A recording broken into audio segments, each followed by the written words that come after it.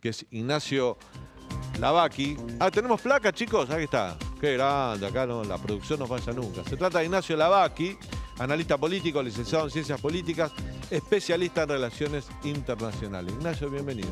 Hola, ¿qué tal? Bueno, hicimos un panorama. ¿Cómo lo viste? A ver, yo creo que falta mucho, ¿no? Sí. Todavía, sinceramente creo que si Cristina da alguna señal el 17 de noviembre, va a seguir faltando mucho y que lo que diga se puede dar vuelta hasta el cierre de candidaturas, que asumiendo que el cronograma electoral se mantiene, va a ser en la tercera semana de junio del año que viene, ¿no? Así que para mí falta una eternidad, ¿no? Y lo mismo respecto de Macri. Yo si tuviera que especular qué va a hacer Macri, el día de hoy sabemos que no es candidato, pero si va a definirlo, lo va a definir también a último momento con alianzas ya definidas, ¿no? Que el cierre de alianzas es un poquito antes, ¿no? Tenemos el Mundial y las fiestas. Exacto, y las vacaciones. Las vacaciones, por eso te digo. Por eso digo que lo del 17 de noviembre puede ser un golpe de efecto de Cristina. No creo que lance su candidatura, pero ojo con el discurso de ese día. Y 2 días antes del 17 de noviembre el INDEC va a dar el dato de inflación y tenemos muchos datos de inflación por venir. Y no sabemos qué va a pasar con el tipo de cambio. Digo, hoy el Banco Central tuvo que vender 150 millones de dólares. Esta dinámica muy sustentable no es. Entonces, cualquier cosa que pase hoy puede llegar a ser tan efímera de acá, faltando 11 meses prácticamente para las elecciones, que me parece... Es más... Pero ¿no te parece que lo que dijo Máximo el sábado, que lo trató de aventurero al presidente, puede ser, no digo un punto sin retorno, pero sí un punto de inflexión duro en esa relación? Bueno, me parece que es un intento de bajarlo, ¿sí? De bajarle la candidatura. Si Alberto Fernández está diciendo que él va a ir por la reelección y demás, es una forma de tratar de bajarle la candidatura de prepo, ¿no? Y dejarlo como una figura, digamos, decorativa de acá hasta el final del mandato, ¿no? Digo, Alberto Fernández, uno por decir, algunos lo acusan de títere. Yo no sé si es un títere, yo creo que es una figura que tiene un poder, que es el poder de tener la lapicera en alto, es decir, y no bajar el brazo y firmar. Y ese poder lo está ejerciendo bastante, si uno quiere, sabiamente, ¿no? Digo, estará disminuido y todo lo que uno quiera, tiene muy poca aprobación en las encuestas, pero él, con ese poder de no usar la lapicera, evidentemente está irritando bastante al kirchnerismo, que no lo ve justamente como una figura servil, ¿no? Y que encima se les envalentona y les dice, yo voy a ser candidato y que tenemos que definir esto a través de una primaria y hay que usar las PASO y vienen los gobernadores y le dicen, no, hay que eliminar las PASO porque los que queremos tener la lapicera para armar la lista somos nosotros. Van algunos miembros del kirchnerismo duro que le piden eso, otros no. Digo, Cristina no se expresó públicamente, lo cual para mí es bastante llamativo, ¿no? Va Massa, que dice que hay que suspender las PASO, y Alberto Fernández en sus 13 le dice que no. Entonces, algo de poder mantiene, ¿no? Claro. Digo, si los votos estuvieran en diputados para eliminar las PASO, ya las habrían eliminado, ¿no? Digo, quedan todavía, a ponerle 15 días. Lo que sí sabemos es que el 30 de noviembre vence la extraordinaria y que si el presidente no lo pone en extraordinaria, el Poder Ejecutivo, no va a haber un tratamiento para nuevas PASO. No va a haber un tratamiento hasta marzo. Digo, yo digo por ahí que es imposible modificarlo el año que viene. Yo soy escéptico de eso. Digo, no hay ningún impedimento legal para que alguien no se cargue las PASO el año que viene. Si es un mamarracho, es una desprolijidad, sí lo es.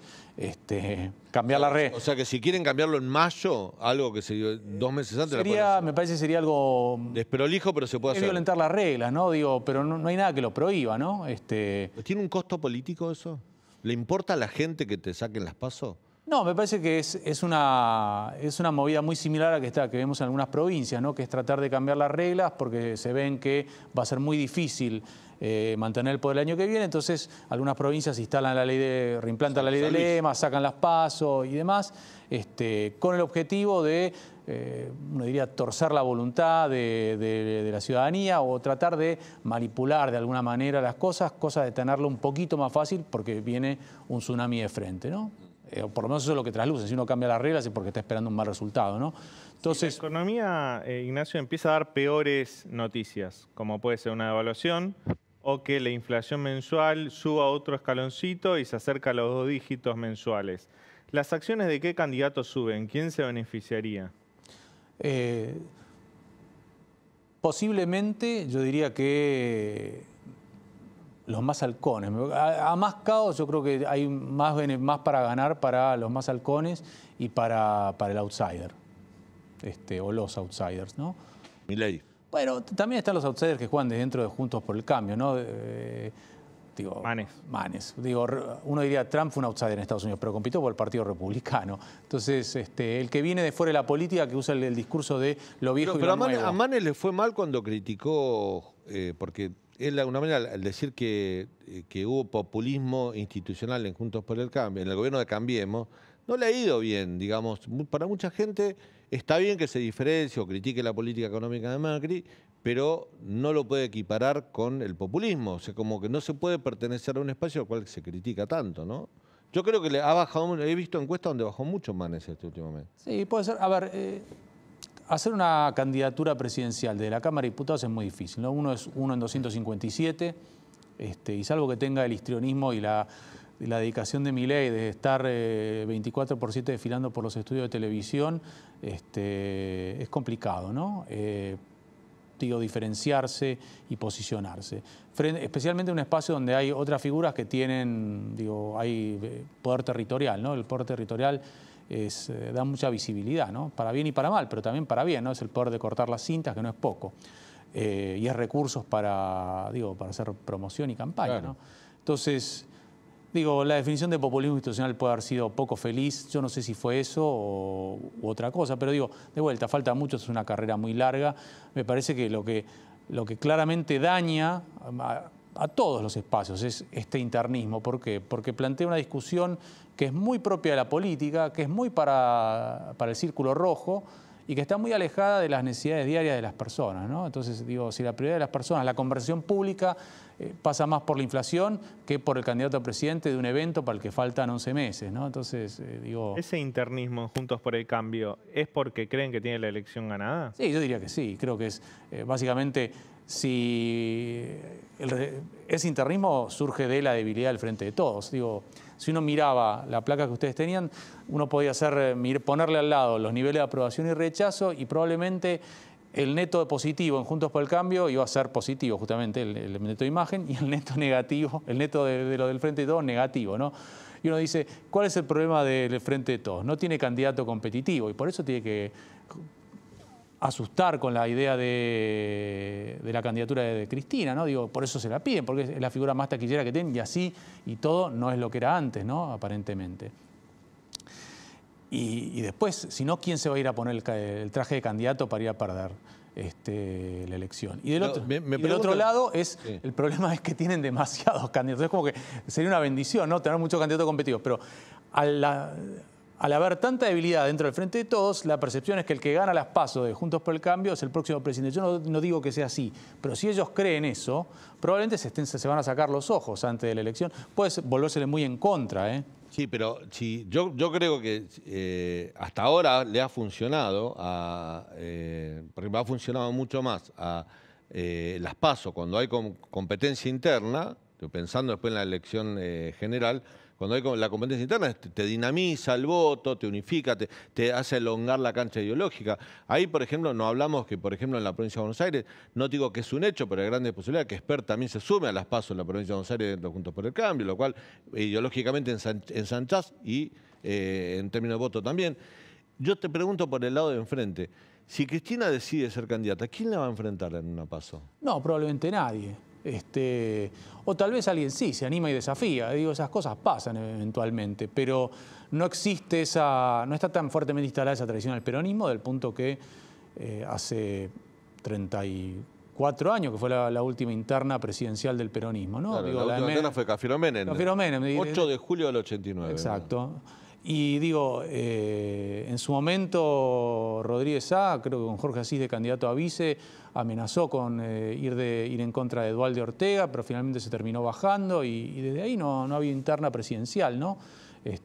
Iba a verla en el 2003, pero bueno, vino el Congreso de Lanús, los neolemas y todo eso. Decidieron hacer una especie de lema nacional, una cosa rara. Exacto. Entonces, probablemente nadie le enfrente por una cuestión muy sencilla, ¿no? Que es que es muy difícil ganarle una candidatura presidencial que es fuerte, todavía es bastante fuerte en el conurbano bonaerense, ¿no? Entonces parece complicado, pero hay que ver si Cristina efectivamente se lanza. Sería como, la verdad, a ver, voy a tratar de usar una metáfora que no sea muy agresiva, pero es como que si realmente hay que apelar a Cristina Kirchner para bajar una candidatura de Alberto Fernández, eso habla de mucha debilidad, ¿no? Es como salir a cazar mosquitos con un bazooka. Bueno, pero de parte de Cristina, pero sí. Yo te invierto la debilidad. Digo, si vos sos presidente de la Nación y tenés fuerza política y tenés 3 ministros que están atrás de un diputado que dice que sos un turista, que aventurero, que no podés hacer lo que estás haciendo y te critica y aplauden, tenés manejando el ANSES, el PAMI, a toda gente que le responde a ese que te está acusando de aventurero, y yo todavía le pido la renuncia. O sea, en otro momento hubiese pasado. No va a ser la primera vez. Pero si vamos a poner que le pide la renuncia, efectivamente. A esos funcionarios. ¿Con quién se queda? Se queda el presidente solo. Se queda el presidente solo. ¿Y qué perspectiva de gobernabilidad tiene de acá hasta el fin del mandato? ¿Cómo reacciona el mercado financiero al día siguiente ante la perspectiva de tener un presidente que está aislado? Pero esa es la debilidad también. Por eso te decía, hay debilidad de los dos lados, porque tenés razón vos lo que decís, pero también esa es la debilidad de Alberto. Ah, no, desde ya. Pero digo, es que es el tema de que alguien que llega sin poder propio a ser presidente, ¿no? Pero digo, tiene esa capacidad de bloqueo, que no es menor, digo, es un poder que lo ejercita bastante bien, hay que decirlo, ¿no? Y lo ejercita bastante bien al punto que enfurece a la figura más fuerte, que es a Cristina Fernández de Kirchner. Lo enfurece al hijo de Cristina Fernández de Kirchner, con la decisión de no dar de baja las PASO, de no apoyar, de no avalar por ahora, ¿no? Digo, el presidente a veces tiene convicciones cambiantes, tal vez dentro de 15 días dice que lo convencieron y apoya la derogación de las PASO, pero por ahora no es el caso. Y se ve que eso los irrita. Digo, qué mejor expresión que la que usó la exdiputada Vallejo cuando se refirió al presidente como un ocupa, ¿no? Digo, esa es la reacción que le genera, esa forma de ser, de procrastinar decisiones, de no bajar la mano con la lapicera y firmar. Decir cómo vas a bajar la inflación, que es una preocupación del electorado, ¿da votos? Te pregunto esto porque el único candidato que veo que dice cómo lo piensa hacer, con propuestas estrafalarias, tal vez muy exóticas, es Javier Milei. Yo, Juntos por el Cambio, todavía no veo diciéndole a la población, mirá, nuestro plan es para bajar la inflación. No, yo no creo que dé votos. Creo que a Milei le rinde más otra cosa, que es su histrionismo, su rebeldía, su discurso anticasta, más que la cuestión técnica de cómo bajar la inflación, que me parece que la gente cansada de que la política no solucione los problemas, parece un tipo que dice que la política de la cual él forma parte es una casta y entonces se identifica con eso. Que todos los problemas se ven a la política. Bueno, es un discurso que es muy conocido, es propio de cualquier estrategia, perdón la expresión, populista. Y por eso, digo, muy bolsonarista, ¿no? Es Bolsonaro, Chávez, es Andrés Manuel López Obrador, es un discurso que es básicamente no es ideológico. Es como haberle leído a Laclau, ¿no? Digo, poner de un lado a la política que no resuelve las demandas de una multiplicidad de grupos que están perjudicados y decir, todos ustedes son como un colectivo y yo los represento, ¿sí? Ustedes son los perjudicados por esta gente que les traicionó. Entonces, es algo que ya se vio, ¿no? De un lado están los buenos, del otro lado están los malos son los políticos, yo que vengo de afuera soy bueno, soy el ángel redentor. ¿No tiene un techo eso?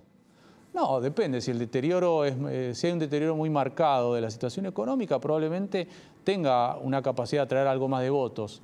Digo, no por la cuestión económica, porque yo creo que si Milei se sienta acá, que ha venido, y dice hay que dinamitar el Banco Central, hay que dolarizar, la gente dice, bueno, hagan algo, porque lo que están haciendo hasta ahora no sirvió. Entonces, pero cuando Milei dice, qué sé yo, va a España y hace un acto con el Vox. El Vox no es el PP en España, vos lo sabés, Ignacio, es una cosa mucho más autoritaria, acercado al homofóbico en algunos aspectos. Han tenido dirigentes que han tenido posiciones muy jodidas en ese aspecto.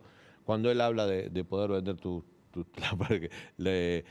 partes de tu cuerpo, cuando no se tiene algunas posiciones, o el acuerdo que tiene, por ejemplo, en Tucumán con Bussi, que hizo un acto, Bussi hijo reivindica a lo actuado por su padre, que fue, bueno, también fue gobernador de la democracia, hay que decirlo, que la gente lo votó, pero fue, bueno, un genocida. ¿Todo esto no tiene un límite en algún momento para la sociedad o ya fue eso? Bueno, digo, venimos de una elección en Brasil donde Bolsonaro sacó casi el 50% de los votos, perdió por un margen muy estrecho, ¿no? Digo, en Ecuador, no, en El Salvador está este hombre Bukele, ¿no? Que hace poco, no, el año pasado, arrasó las elecciones legislativas y tiene una supermayoría, y que acaba de lanzarse una reelección que la Constitución no lo habilita, pero como amañó el equivalente a nuestra Corte Suprema, se la van a habilitar de la misma manera que se la habilitaron a Evo Morales en su momento o que se la habilitaron a Daniel Ortega en Nicaragua la primera vez. Entonces, digo, a veces no tiene techo. Digo, a uno le puede escandalizar, ¿no? No sé, Chávez en su momento, cuando hizo campaña, allá lejos ese tiempo, en el año 98, decía que él iba a abolir la moribunda, hablaba de la moribunda Constitución del año 61 de Venezuela y demás. Y digo, y cuando la gente está como muy enojada y muy frustrada, y termina a veces votando por este tipo de candidatos, ¿no? Digo, después, qué sé yo, por ahí Milei tiene otras posturas más razonables, o por ahí dice esto es algo de campaña. Es importante el crecimiento de Milei, porque un escenario posible, Ignacio, y es pregunta, no una afirmación, que sea una elección de 3/3 el año que viene. Digo, no es descartable. No es descartable que haya gente que razone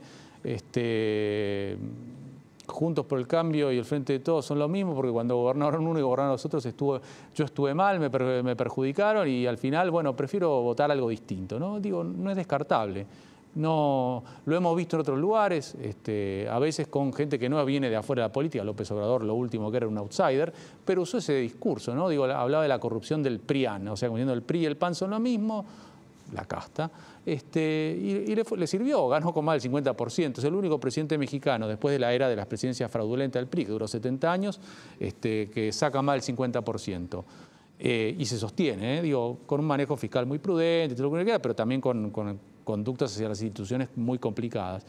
Digo, yo creo que sería un problema, digo, acá en Argentina eso, ¿no? Porque un eventual presidente no tiene por qué ser Milei, cualquiera que llegue desde afuera, que no tiene apoyo en el Congreso y demás, es la receta perfecta para un enfrentamiento entre las instituciones, ¿no? Y eso me parece que difícilmente ayuda a solucionar cualquier tipo de problema. Pero digo, a veces ese tipo de, a ver, uno lo ve fuera, uno piensa, bueno, solamente gente algo enojada. No, hay gente más sofisticada que cree que los problemas económicos de la Argentina se solucionan con un líder comprometido, con agallas, por decirlo de manera educada, y con un grupito de tecnócratas alrededor que son sabios. Y yo creo que esa es la fórmula, la perfecta receta para el desastre. Ignacio, gracias, muchas gracias. Un gusto tenerte en el programa. Bueno.